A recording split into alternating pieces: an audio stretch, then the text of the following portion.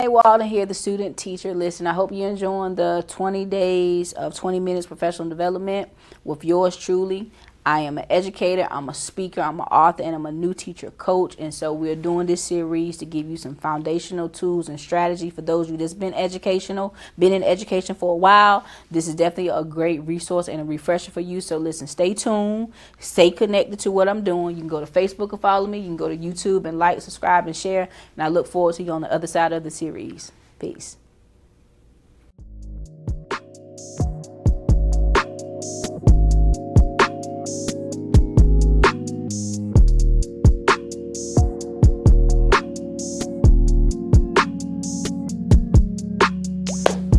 Hey guys, happy. I don't know when you're going to see this. Monday, Tuesday, Wednesday, Thursday, Friday, Saturday, or Sunday. But God bless you. We are back for our summer professional development for new teachers with yours truly, Simene Walden, the student teacher. I provide quality education to students by training new educators and leaders on how to build quality relationships and quality pedagogy. In other words, helping you build out your teaching framework. And so we're excited to be here again with you today to share some tips and tricks and strategies and talk about topics that I believe will set you up for a great year and beyond. And so today we are back and we're talking about the type of teachers that you are going to engage with in the academic space, the type of individuals. And of course I say teacher, but sometimes we transition from teacher to coach to administrator to principal to all the other roles we do. So why it's types of teachers is really the type of individuals that you're going to meet. And what I want you to do is take an introspective look about and figure out which type of teacher am I? Because remember I said it's not necessarily about having the title of teacher, is what type of person you are. So if I really was to break this down, it's really what type of person are you? Now, you know I've been talking about my very first book that I wrote. It's called Standing on His Words. We're going to start with a devotional, and I think I'm going to go ahead and read the prayer out before we get started because I forgot on our last one, and I don't want to forget now. And so I wrote this book in 2017, and then I wrote the companion action guide in 2018. So this is the action guide that you see. And what happens is the prayers that we're praying, the devotional that is here, there's lines on it where you can write your own devotional. There's lines on it where you can write your own prayers. There's lines on it where you can put people's names down that you're praying and believing God for. And so if you have the actual book, is on page 26, and if you have the action guide, it's actually page 25. And so this is where we're going to start today. It says day 5, and again, I'm not necessarily going in the order of when you're seeing the professional developments, but I'm going in slightly in order in the book. So this is day 5, control your anger. That's it. It's called control your anger. Some teachers, some educators only care about behavior. Some educators need to become correctional officers or detention officers instead of working in the schools and educational arena. And I highly suggest that some correctional officers or detention workers who have a heart for change should become teachers and work with the youth in our schools. And I wasn't sure if I was going to share this story, but I'm going to share this story in a minute. So remind me, Holy Spirit, to come back. What if I suggested that there are so many students who end up in jail because teachers treat them like they're incarcerated or like criminals or like they're no good and they should not be there? Some program the minds of students to think like criminals because teachers are always suspicious of them. They don't always trust and believe what they say, sometimes without even having evidence or the fact that the child did something. And then they're trying to think of ways, or now they're on their feet trying to figure out how can I get out of trouble that someone is trying to put me in when I really didn't do anything. And so control your anger. A lot of times in education, I've been in education for 20 years, and that's why we got these 20 minutes for 20 days of new teacher professional development. This is where it all came from. I've been that teacher where I'm going to get you back. If you did something to me, you embarrassed me, you wasn't listening, I was going to get you back one way or the other. Whether it was through your grading, whether it was through the next time you did something, I was going to make sure I wrote you up, or the next time you did something, I was making sure I was going to, let your parents know, like, I was going to get you back. And so you don't want to be that type of person, because guess what? We're going to all have to give an answer one day. And because I know children are inheritance for God, I have to repent often for the thoughts that I've thought, the thoughts that I've thought towards them and the things I've even said. And so you have to learn how to control your anger, because at the end of the day, we're still the adult. And sometimes you can be 40 years old, but still a little girl, a little boy inside. Sometimes you can be 50 years old and you still may be, immature in your thinking and your emotions. But we have to control our anger, because children, they are watching us as much as they're listening to us. And we can say whatever you want to say to them, but if they see our attitudes and see where we engage with one another or other students, then, they'll pick those things up and think it's okay to do it. Or they'll call you out and say, but I seen you do whatever. Children will tell you whether they think you fair or not fair. When I first started teaching, I think I was very biased towards girls. And it wasn't until the boys told me that. And it was like several years when the boys always say, you let the girls get away with anything. You let the girls do whatever they want. And I was like, no, I don't think so. But when I started looking back, I really was. And remember, I talked about implicit biases. I really did have a bias of who I wanted to teach. And so we got to make sure that we're controlling our anger, and we're not trying to keep record or keep score of what these young people are doing every day that they come into the classroom. And so fools vent their anger, but the wise quietly hold it back. That's Proverbs 29:11. Some of you may be familiar with Jeremiah 29:11. For I know the plans I have for you, says the Lord, plans of good and not of evil, to plans to prosper and not to harm you, right? And I always tell people, read your very own good Bible, because I might have messed some of that up, but that's the gist of Jeremiah 29:11. But Proverbs 29:11 says, fools vent their anger, but the wise quietly hold it back. And so when students, co-workers, colleagues, or administrations make you upset, you don't have to go and broadcast that. I know we live in a world where we like to read people and give people the business, but how many of us could stand it if God read all of our business all of the time? And not to say that you be passive, and not to say that you allow people to walk over top of you, but you don't have to go and broadcast it to your team. So now everybody's all upset about what the principal did or didn't do. And sometimes we don't know the full story. Offended people usually deal with the most rejection. Anger has a sound. Anger speaks, and so rejection has a sound, and rejection has it speaks. Unforgiveness and bitterness speaks, and it has a sound, and that will come out in your classroom. Remember, we talked about the class womb. What environment, what climate are you setting up in your classroom to make it conducive for learning? The teacher's lounge, in some cases, and in some cases, even classrooms. So the teacher lounge is a place where people go. Obviously, you want to put your food in there. Now, I have heard so many stories, and I'm not saying this is going to be your case at your school, but just be mindful of when you put in your lunch in the teacher's lounge. There's been many stories where I've heard where people go and take people's lunches and eat their whole lunch, or somebody will put something in there and someone will take it out. So just be mindful of that when you're getting ready to place your food in there. If they have like a microwave and something you use, be mindful that that's an actual public place and it's not the microwave that you have at your house.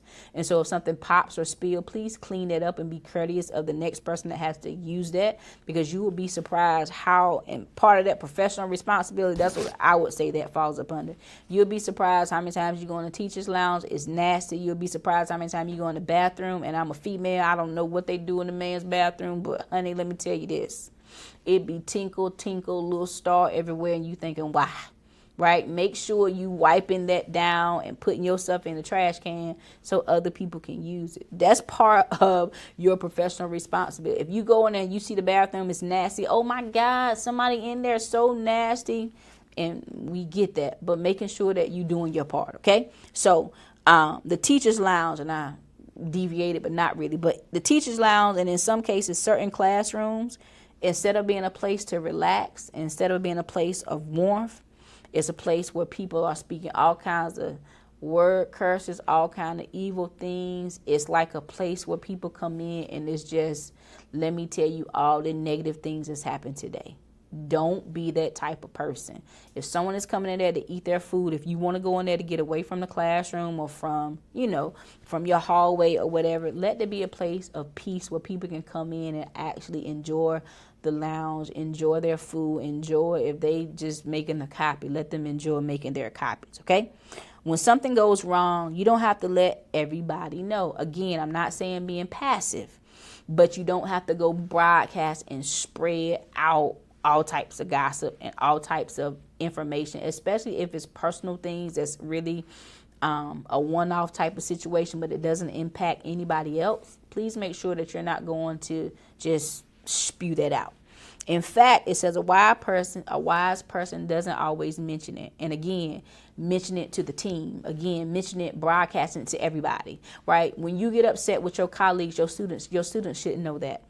When you get upset with your principal, your students should not know that.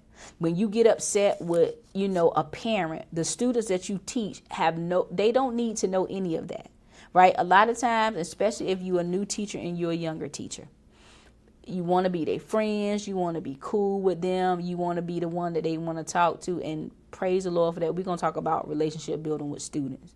But you still have to remember, one, you're the adult, and you still have to be the mature one. And so while you think it may be cool to go and tell them all the business, when children get caught up in something, or when children backs against the wall, they will tell everything that a teacher ever told them, good or bad. And you looking like, what? So be mindful of the things that you say in front of children when you're mad. And I told you guys I wasn't always a nice person, so I was not always a nice teacher. Be mindful of the words you use. Do not be cursing around children. Do not be saying inappropriate things around children. And God forbid, please don't be touching children, right? Don't be doing anything inappropriate with a child. If that's an issue for you, one, you definitely need to pray, and two, you need to go find somebody you need to talk to and say, hey, teaching ain't my thing because this ain't my thing, right? So please control your anger. Beyond the classroom, what is the heartbeat of our hearts? How does that sound? How does that show up when we show up, whether it's with our families, with our friends, in ministry, in business, in our employment, or if we just out and about in the community? How does that actually show up? So I want us to control our anger. So now we're going to get into the actual types of teachers that you are going to run into. Because for some of you, you're going to have to show a whole lot of grace and a whole lot of patience, because you may want to get upset. And there's nothing wrong with getting upset, because the Bible that I read says that it's nothing. You can be angry, but just don't sin. So it's not saying that you don't ever get upset. The devotional said control it. What do you do? What is your responses and what are your reactions? There are so many people who have ended up in the juvenile justice system, in the prison systems, because they did not control their anger. And thank you, Holy Spirit. So I'm coming back to what I told you guys about detention centers and correctional officers. And that was a revelation that God gave me. He says that he told me that there are some correctional officers who are really there, have a heart to see, criminals really turn their lives around. And then you have people who are in the educational system who really only care about behavior, and they want everything to be very strict and quiet and don't talk and walk in a single line, as if you're in a prison type of thing, or you're in a restricted area, when we are very much children. And so in 7th grade, I met the love of my life, and we were going to build our family together, and all things were going to be well. He had moved from Baltimore to North Carolina, where I was from, where I was living.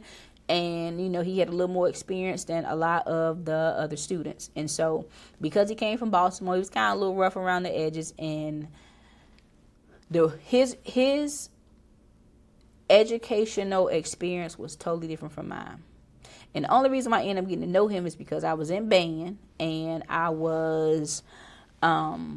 had to get my schedule changed from being tracked. And, I appreciate the fact that you want to put students who are on the same level in a classroom, but holistically, it just doesn't work.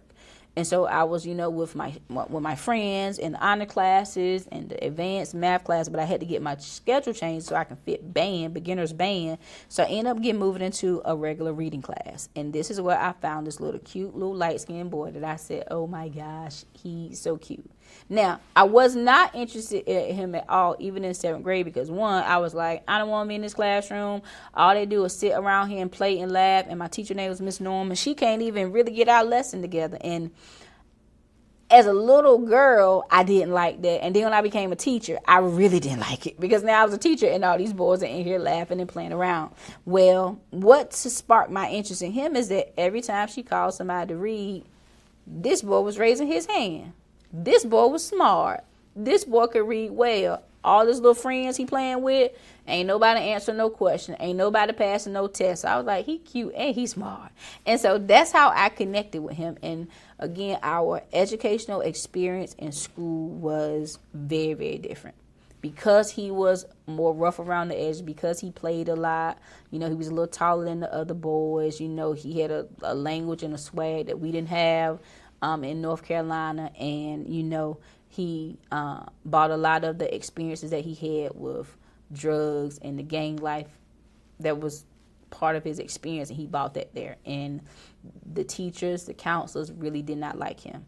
One of my neighbors actually went to my middle school, and she would always tell my mom about, telling him not to, just for me to stay away from him. He was always nice. I never got that side of him, but eventually in high school, he ended up going a different direction. He went and got his GED. I was still in school. He ended up meeting, another girl. He ended up getting married with her. They had a child. And then his life of the gangs and the drugs continued. He was in and out of jail. He was in and out of prison. And we stayed in contact off and on over the course of that time. But it wasn't towards the last 10 years where we were able to really reconnect and really kind of just go back to the basis of our friendship. And he was able to share with me a lot of the things that he experienced in school, and I would always tell him about the experience I had with the boys. And from a male's perspective, he would say, well, Nay, this is what you need to do, or Nay, this is what you need to say. And honestly, that's when I started including activities in my classroom that called for us to get up, to work together, to do more talking, because a lot of times your classrooms are boring as crap. That's just the thing. Your classroom is boring and don't nobody want to be in there. And so the kids will act out. The students will act out. And so I learned a lot of those things of how to just engage with the boys, because he was telling me how he would have liked to been engaged in the classroom. Eventually he got a long prison sentence for being a habitual felon for drugs. In January of 2021, he eventually died of heart complications, still being in custody of the Federal Bureaus of Prisons. And I always say the educational system didn't educate him, and the correctional system did not correct him. And so he was really trying to find his way. And I believe that if teachers and counselors would have taken a deeper look at him beyond him playing and laughing, to see that this is a very smart, intellectual little boy, I believe that he would have had a different outcome. And so I say all that to say, when you have people in your classroom, students in your classroom, boys in your classroom, don't just write them off as if they're not going to be somebody. This is still somebody's baby boy or baby girl. This is still somebody's inheritance from God. This is still somebody's best thing when they come home. That's still somebody's baby, and you got to look at them as such. And so all of that too is building rapport with your colleagues. And a part of building your rapport with your colleagues is do not allow other colleagues or other educators to taint your perspective about somebody, whether it's another colleague, whether it's your administration, or whether it's a student. Because trust and believe that as you are around these people, you get to see them for who they are, and everybody has a very different experience. And so we don't want to and some people do. I just want to let you know, don't get on her bad side, or let me just let you know they was acting bad last year. Now I have my timer. The reason why I have my timer and the reason why I'm letting it go off is because in your classroom, sometimes you need to time how much time you going to give students to do something. You going to want to time how long it's going to take you to get through certain points, because if not, you can go on and on and on. And if you haven't figured it out by looking at my videos, my social media, I actually love to talk. And so I can keep going on and on, but I need this timer to keep me on track. And so building rapport with your colleagues not only goes a long way with your colleagues, but it's also going to go a long way with your students. And so again, thank you so much for watching this episode, this professional development for new teachers. Again, my name is Simene Walden, the student teacher. Please go and subscribe to the YouTube channel. Remember to click the QR code to get access to the guided notes, and we'll see you on the next one. Peace.